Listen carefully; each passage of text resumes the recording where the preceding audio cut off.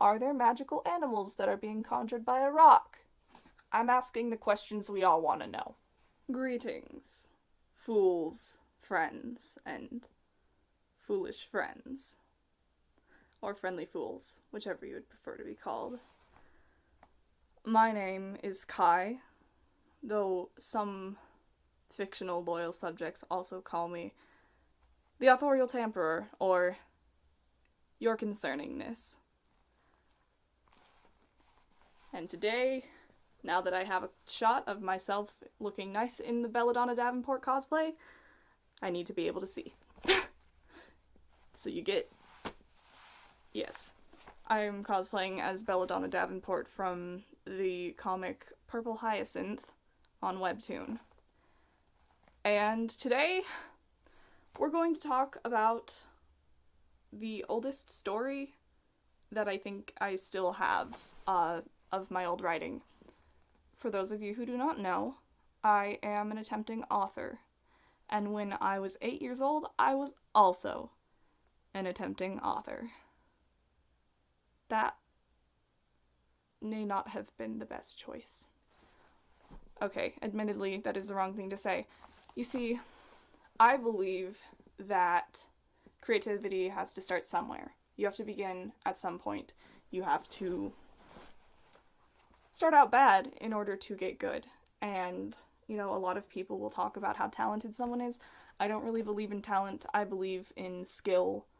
And yeah, some people develop a skill at a younger age, but that's just because they put all the work in at that age. Maybe someone has a more natural affinity to something. I don't know. If you love something, I don't think it matters whether you're talented or not. It just matters that you spend the time caring about it long enough to do it.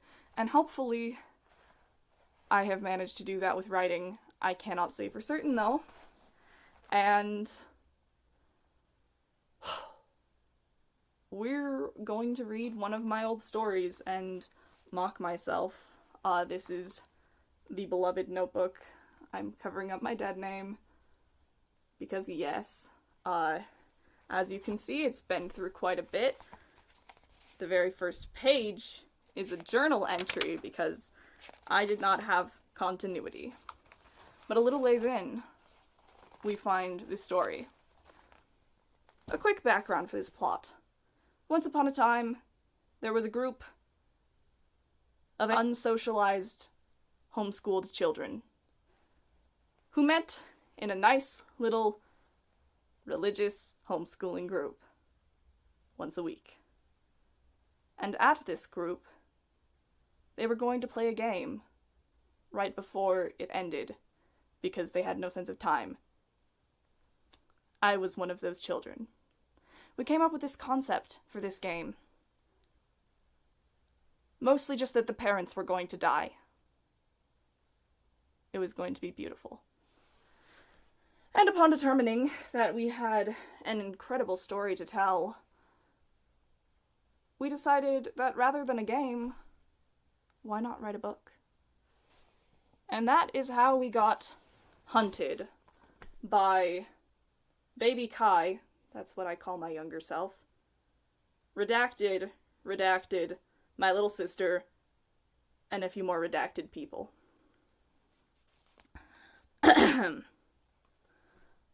On the very first page, I have note from Kai, official author, with thanks to I said the name.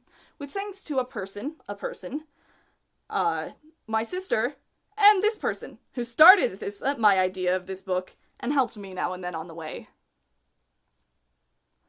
Oh boy. To be clear, before we go any further, this was a self-insert fanfiction, basically. Because it was started based on a game that we were all going to play together. It was not quite self-insert fanfiction in the way that we all gave ourselves different names. That was about it. And also the fact that my friends could control my actions, as will be evidenced by later in the plot, when things that I did not condone happened. That said, it is a self-insert fanfiction. Truly how all good authors start, am I right? Anyways. Prologue. Mom. By which I mean it is from the perspective of the mother. Lightning flashed, and the jaguar was revealed. Rosie started crying. Shh, said Mother. Lisa. I put Lisa in parentheses so that I could be like, just so you know, the mom's name is Lisa. It's very important. I should get them somewhere safe, she thought. Misty screamed. Oh dear. She quickly made a dash for the cave. 4, I crossed out the number 4 and said 3 times in a row. I don't know how one rushes to a cave 3 times in a row, but I will try it sometime. Like, what was holding her back? I want to know what exactly was holding her back. Like, there's a jaguar, obviously, but the jaguar's not in contact with her currently. Is the jaguar, like, standing right in front of the cave, and so she, like, goes, I'm gonna go this way, and it's like, no, you're not, and she's like, I'm gonna go that way, and it's like, and just 3 times. Which, as a quick joke for my friends who would really appreciate this, I'm sure, when you have a crossed out 4 and a 3 right next to each other, it looks like 43. No one else understands that. Anyways, back to the story. Daddy! Cried Rosie, crying harder over her father, who just fell, dying. Quick editorial note to Baby Kai. Cried Rosie, crying harder. It's a little redundant, it's a little repetitive. I would recommend it could be something about, like, sobbing or hyperventilating or panicking desperately over having witnessed something so traumatic. Which, we're not even going to talk about the fact that I'm 18 now. It has been 10 years since I wrote this story. And when I say story, we never finished it. I feel like I should tell you there is no beautiful resolution. I'm so sorry. If you were expecting that, take it up with Baby Kai. Baby Kai doesn't know how to finish anything any better than old Kai does.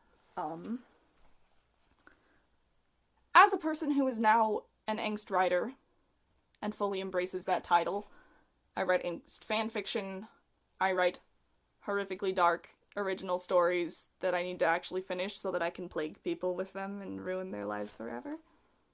I mean that in the nicest way possible. As someone who writes that, I am just a little disappointed. You know, I feel like there could be some more emotional things happening right here. But we'll go on. You know, maybe it will get better. Run, he rasped. Not bad, not bad. I do appreciate the dying person begging the other person to get free of the circumstances from which they're dying. Those are always fun. Okay. She got on her little legs and hurried over to Lisa. Lisa grabbed Rosie and held Jay's hand. More context. We didn't have a name for 2 of the characters, but their names started with J. Like, their real life names started with J and K. And that is how we got the characters J and K. Because I didn't want to come up with more names. And we just couldn't decide on anything. So here we are. There's just this nice little empty spot where I've highlighted the empty space and put a little J up in the corner so that I know who I'm talking about. Let's go! Quickly! A claw snagged Lisa. Bye, she thought. I must say, melodrama, not bad. I do appreciate a good dramatic death. I do appreciate someone getting cut off in the middle of their sentence as a claw snags them and they are dragged to their death by the jaguar that is attacking them. Those are always fun. We swap over to the perspective of both Rosie and Mistel, because I could not pick, apparently. Which, I mean, bro, do what you want, I guess. And this is where I must apologize because the characters are children. And when you are 8 years old and you write children, the children speak horribly. "What a weird walk," remarked Mistel. I'm just gonna tell you, it was so hard not to say remarked, Mistel. "You don't say," added Rosie, trying to imitate her parents' speech. "Ditto," Jay sniffed sadly. "She did say!" cried Misty. "I bringing it home with me," grouched Mistel. Truly the epitome of dialogue. I don't know how I thought of these things when I was a kid, but I was just too good. As someone who cannot talk to people now, I don't know where this came from. It's beautiful. "Don't touch it," Rose said quickly. "It could hurt you." She's wise. Don't pick up rocks in the middle of the forest. Not particularly because of the reason why these people shouldn't pick up rocks, but just, I don't know, don't pick up rocks. Rock collecting is fun, but like, don't get arrested for stealing rocks. That would suck. I remember finding out that you could get in trouble for taking rocks from places and panicking because I like rocks. And I'm not going to say anything more because that would be a confession. And I have the right to remain silent. It was just from one place, it's fine. "Why does Mistel never listen to me?" thought Rosie as Mistel bent down to pick it up. Mistel fell over. "Great!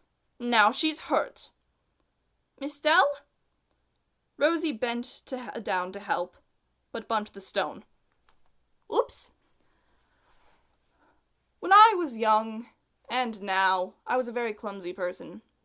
When my mother was pregnant with me, she constantly stubbed her toe on things, and, I am pretty sure that was influencing the literary choices in here. Because this is a story about how a bunch of kids stub their toe on a rock and get magic powers. I'm sorry for the spoilers. We'll get right into that. Don't feel like you've missed anything. Like, your experience will not be inhibited by knowing this fact. Mistel's perspective now. We swap every few sentences. It's so bad. "What a strange dream," thought Mistel. Water drops zoomed around as she sat in a pavilion made of water. "Ayo, bestie, it's you!" I have a friend who goes by Water. She's my best friend. I love her so much. Suddenly, fire blazed around her, eating up the water and herself. Get a better meal, man. Mistel awoke. Rosie was sleeping. Strangely, she could see into everyone's dreams because everyone seemed to be dreaming. Wow. Oh wait, no, that's not the end of the sentence. Everyone seemed to be dreaming. They were all in a circle around the stone. I feel like that was supposed to be the end of the sentence. Like, not to be a harsh critic, but the 8-year-old could use a little bit of work. Just a little.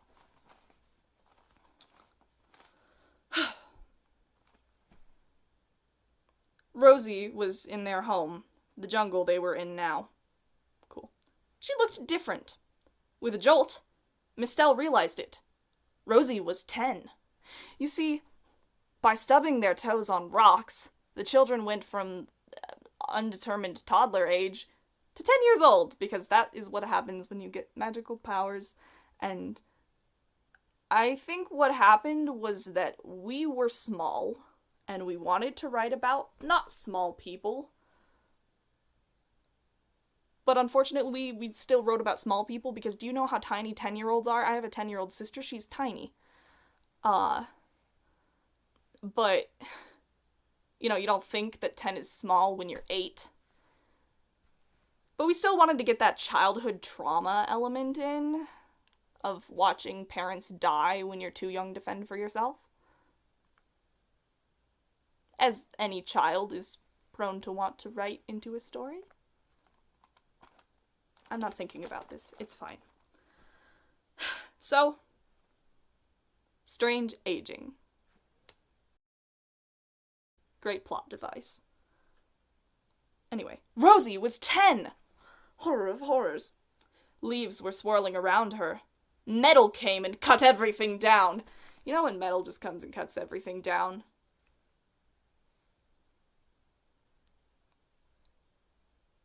Because I sure do. I guess.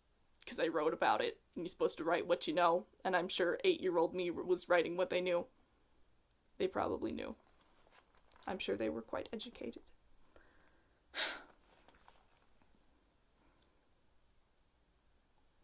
Then, mold came and devoured the... Now, this word is supposed to be scraps, I'm certain, but I wrote scraps. I was not the best at writing. I am still not the best at writing. I forget letters sometimes. I will let it pass. There could be worse things. There are worse things. Everyone was awake! There's, no, stirring or...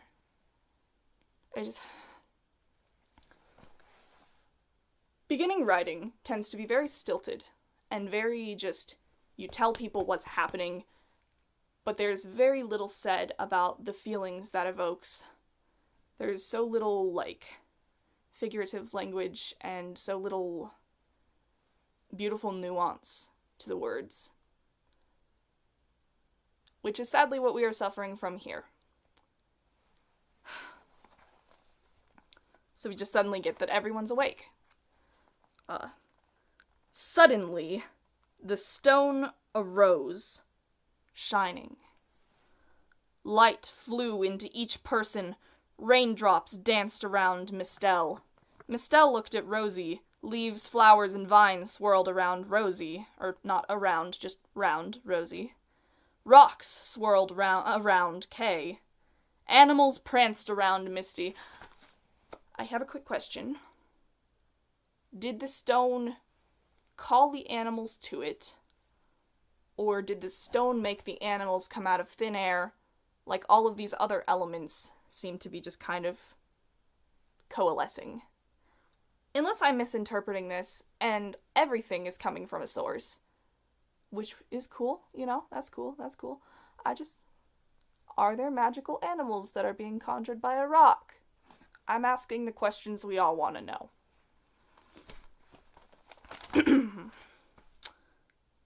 Gems moved around Jay. My friend, who was based upon Jay, was really into rocks, like gems specifically, and cats. Which is valid. Those are really cool interests. I approve. But that does give some explanation for this. Then they all went back to normal. All except for the 3 of each floating above each person's hand. Once again, Misty has animals. So are there just 3 animals just kinda floating above her hand? What happens if your hand is not up? Does the magic force your hand to go up? Or are these children just sitting there, with their hands, dangling at their sides, and there's magic floating above them, yes, you control this now. I have thoughts. I swear I have them. Rarely. Rosie tested by waving her hand above her hair. I'm gonna cry. Because I know what this is. The flowers arranged themselves perfectly in her hair. I do not have the original images that I drew of these lovely people. Which is a shame, because they were special.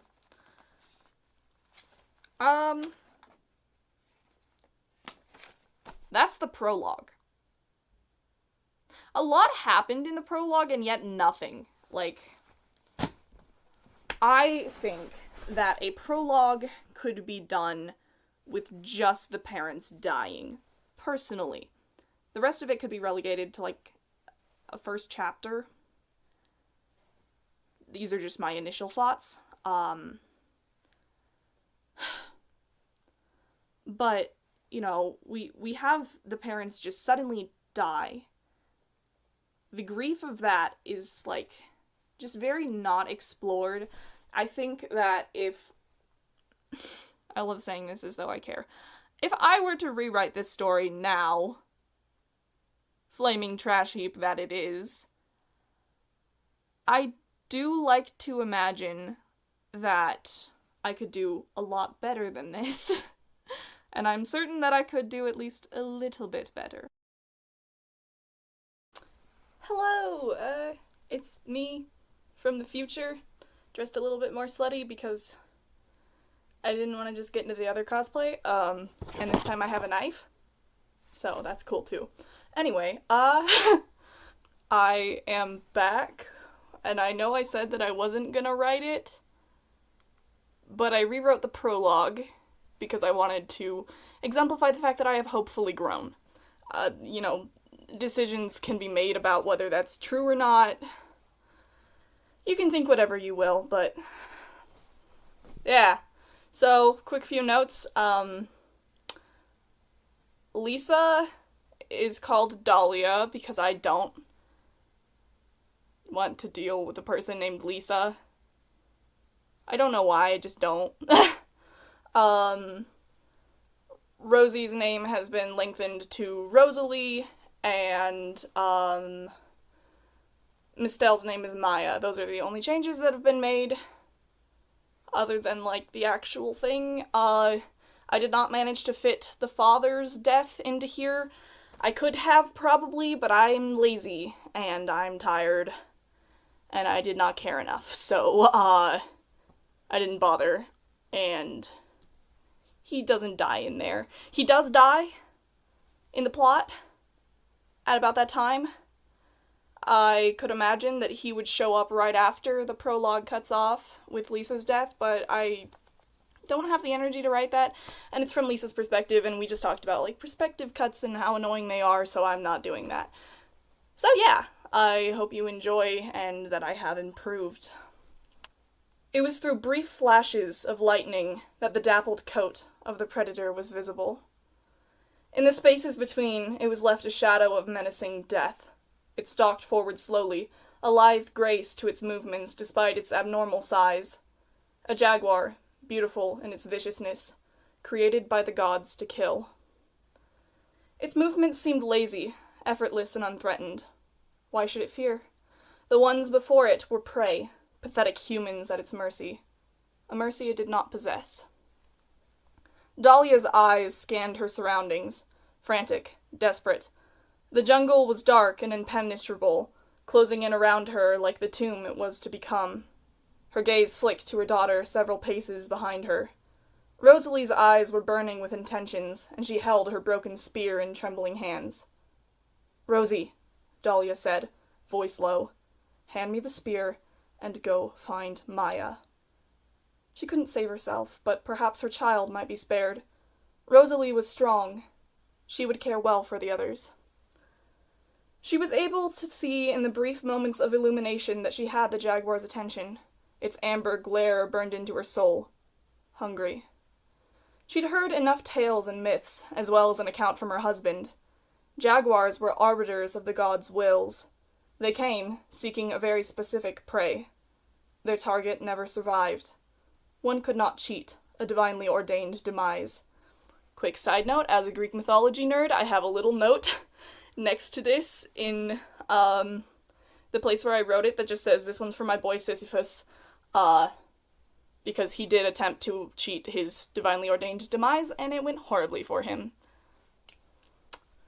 We're proud of Lisa for, or I guess Dahlia, for being smarter than Sisyphus. Congrats. If she ran, it would overtake her. If she fought, it would overpower her.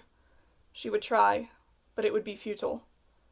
No, don't think like that. Fight until it kills you, but until then, you're alive. Rosalie. The reprimand did not have its intended effect. Her little girl, she was 16 now, not so little anymore, launched herself at the creature, half a spear held ready. Dahlia watched it happen in slow motion, feet rooted into the ground, pulsating heart trying to combust. She screamed.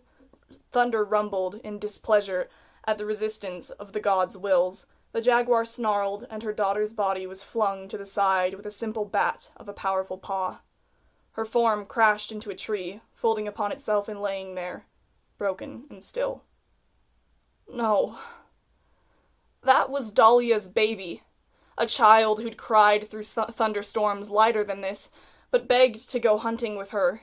The exuberant girl who'd always accidentally crushed the flowers she wanted to show everyone, who would never stop climbing to the most dangerous places she could find, or chasing after the little creatures until she was lost. Hours of braiding her hair or rocking her to sleep, carrying her when she twisted her ankle, listening to her adorable, excited babbling. All of them burned through her mind in a moment of pure horror. Her scream was guttural, shredding, and she had no memory of crossing the distance, only the moment when she arrived, a tense one. Her baby, her Rosalie, she was alive. Her eyes fluttered open, a pained grimace twisting her features. Dahlia let out a muffled, gasping sob of relief, grateful that Rosalie might live on even if this was the end for her mother. Then, suddenly it was. Jaws clamped down on her neck, tearing through the skin. She was ripped away from Rosalie and swung violently, conscious for only a moment before the pressure of a god's will crushed her. That's it. That's the new prologue. Again, I am not writing this full thing. I do have a full plotline written out, if anybody would ever want to deal with that. But yeah, that's it. That's what it would look like if I rewrote Hunted, or as I am now calling it for a working title, Hunted by the Gods. If I were ever to rewrite that, this is the kind of bullcrap you would have to deal with, so. Aren't you glad I'm not doing that? Yeah, thanks for watching. Sorry if the cosplay's weird. I'm a simp. Thank you, and a good day. My first note to myself would be to make the prologue just one consistent story, instead of, 3 breaks in this story. Because we first have Lisa, the mother's perspective, which I just want to note that the fact that I gave her a name and it had, no relevance at all other than the fact that I was just she's Lisa, and she's dead. Goodbye, Lisa. Die. Better things could have been done. So there's that. I would like there to be just one perspective in the prologue, because this isn't some prologue where it's detailing everyone's feelings around a certain event or anything. They have 3 events. The initial killing, the stubbing of a toe on a rock, and then waking up with magic powers. You know, just to make the structure a little bit less ick, things could be done. Secondly, obviously, I want there to be more emotional torture. I love a good emotional nightmare happening in a story. So, younger me, please take notes. I love saying this as though my younger self gives a crap about what I'm saying, and isn't trapped in the back of my mind crying. Anyways. Beyond that, there's a character named Mistel and there's a character named Misty. I understand how this came about. My little sister wanted to be... She wanted to be Misty. But she was the animal person, because my little sister loves animals, which, again, valid. But I was so bothered by the fact that the name Misty has to do with water. And we had a character that could manipulate water. I'm so sorry, bestie. Oh my god, I need to stop with that joke. But I am sorry. So we had a character that could manipulate water. And I wanted her to be named something with mist in it, because mist is a cool word, and I read Pokemon stories at the time, and was mildly in love with Misty, though I don't know why, probably just because I was a little bit gay, and I would attach to any female character in media. I'm fine. So naturally, the response was to name a character Mistel. So we have Misty and Mistel. Beyond that, some positives. I love killing the parents off. That was a fun step. I like that we started this off with some drama and some, like, intrigue and darkness. It was a pretty dramatic scene, considering that I was 8. Like, I won't lie, the fact that it starts out with, like, lightning being the thing that lights the fact that the jaguar's there. Not bad, not bad. Again, jaguars, that's cool. Probably happened because we were all obsessed with cats. Cats are cool. I love cats. The father melodramatically telling them to run, it's a bit cliche, but I will allow it. I was 8. It was funny in retrospect. Baby talk? No, I didn't like the baby talk. I didn't like that. The repetitiveness of a lot of the writing was questionable, and I do wish this magic system, you know, I'm curious as to how this magic system works. I would like to see it fleshed out more. I love saying this as though I don't know how the story works. And like because I actually don't know how this original story worked, because it was just kind of concepts. It was concepts put into words. And I love critiquing this as though it's an actual work of fiction that is meant to be, like, thought about deeply and, you know, picked apart. Instead of an 8-year-old trying to live out their dreams and just messing around with some friends. Because I had fun. I was just messing around with my friends and having a good time.